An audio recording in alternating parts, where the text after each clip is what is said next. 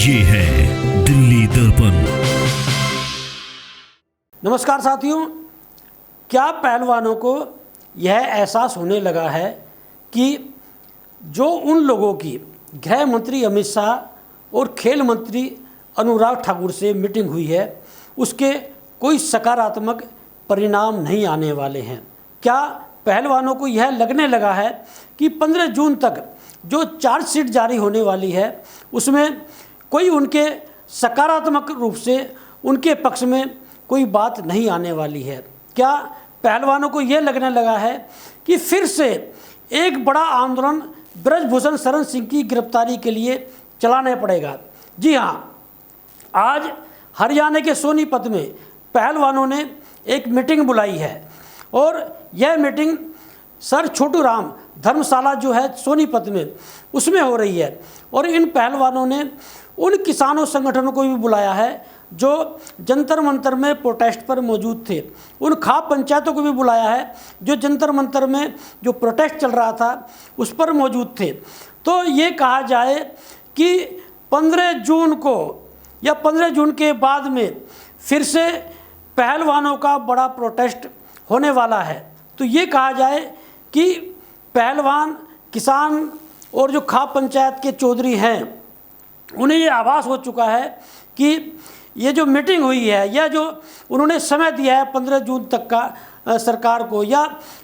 15 जून तक उन्होंने जो अपना आंदोलन स्थगित किया है उससे कुछ हासिल होने वाला नहीं है। उन्हें फिर से एक बड़ा आंदोलन खड़ा करना पड़ेगा। या ये कहा जाए कि इन लोगों का, इन पहलवानों का जो गृह मंत्री अमित शाह और खेल मंत्री अनुराग ठाकुर से जो मीटिंग की है कि वो कहीं ना कहीं खामियां रही है, वो कहीं ना कहीं लापरवाही रही है, उससे कहीं ना कहीं आंदोलन कमज़ोर हुआ है। तो ये कहा जाए आज सोनीपत में ये जो मीटिंग चल रही है पहलवानों की, और इसमें ये बात प्रमुखता से निकल कर सामने आ रही है कि इसमें पहलवानों ने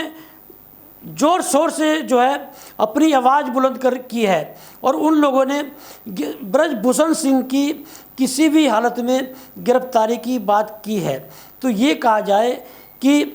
15 जून के बाद में देश में फिर से यह पहलवानों का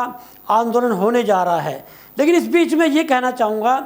कि ये बात ज़रूर उठेगी, चाहे वो खाप पंचायत के चौधरी हों, किसान संगठनों के नेता हों या दूसरे सोशल एक्टिविस्ट हों, कि सरकार से जो बातचीत हुई है, गृह मंत्री अमित शाह से जो बातचीत हुई है, खेल मंत्री अनुराग ठाकुर से जो बातचीत हुई है, ये बातचीत किन लोगों ने कराई है या किस चीज़ को देखते हुए कराई है, या आंदोलन में ये निर्णय क्यों नहीं लिए गए, या खाप पंचायत में ये निर्णय क्यों नहीं लिए गए। जब मुजफ्फरनगर में हुई पंचायत में राकेश टिकैत ने ये आह्वान किया था, ये ऐलान किया था कि अब ये पहलवानों का आंदोलन नहीं रहा है, ये समाज का आंदोलन हो चुका है और समाज मिलकर इस आंदोलन को लड़ेगा। क्या उस समाज से सहमति ली गई थी गृह मंत्री अमित शाह से मीटिंग करने के लिए? क्या उन खाप पंचायत के चौधरियों से सहमति ली गई थी खेल मंत्री अनुराग ठाकुर से बातचीत करने के लिए? अब देखना ये है कि ये जो पहलवान हैं, चाहे वो बजरंग पूनिया हो, साक्षी मलिक हो, विनेश फोगाट हो, और इसमें ये बात प्रमुखता से देखने को आ रही है कि गृह मंत्री अमित शाह से जो मीटिंग हुई थी उसमें विनेश फोगाट नहीं थी, खेल मंत्री अनुराग ठाकुर से जो मीटिंग हुई थी उसमें विनेश फोगाट नहीं थी, और आज जो सोनीपत में मीटिंग होने जा रही है उसमें जो जानकारी मिल रही है उसमें भी विनेश फोगाट जो है मौजूद नहीं है। तो क्या ये कहा जाए कि साक्षी मलिक और बजरंग पूनिया जो मीटिंग की है अमित शाह और अनुराग ठाकुर से, क्या उस बात को लेकर नाराज़ है? या ये कहा जाए कि विनेश फोगाट जो है अपनी कुछ अलग रणनीति बना रही है? अब देखना ये है कि इन लोगों ने जो सोनीपत में मीटिंग बुलाई है उसका हवाला ये दिया है कि ये लोग उस पंचायत में गृह मंत्री अमित शाह से क्या बात हुई, खेल मंत्री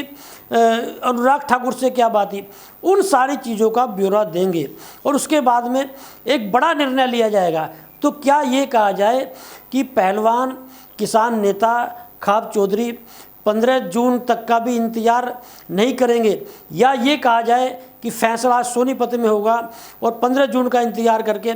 फिर से एक देश में बड़ा आंदोलन खड़ा किया जाएगा। यदि आप इस आंदोलन की समीक्षा करें, इसमें कहीं से दो राय नहीं कि जेपी आंदोलन के बाद, अन्ना आंदोलन के बाद देश में एक पहलवानों का एक बड़ा आंदोलन खड़ा हुआ था। और यौन शोषण के जो आरोप साक्षी मलिक, विनेश फोगाट और बजरंग पूनिया ने जो लगाए थे, और इन लोगों ने जो मिलकर एक जो माहौल बना था जंतर मंतर पर, उसमें न केवल किसान संगठन बल्कि खाप पंचायत के चौधरी भी जुटे थे। और 28 मई को जिस तरह से इन पहलवानों के साथ दिल्ली पुलिस ने क्रूरता की हदें पार करते हुए जो व्यवहार किया, उससे देश में बड़ी नाराज़गी थी। या ये कहा जाए कि यौन शोषण के मामले में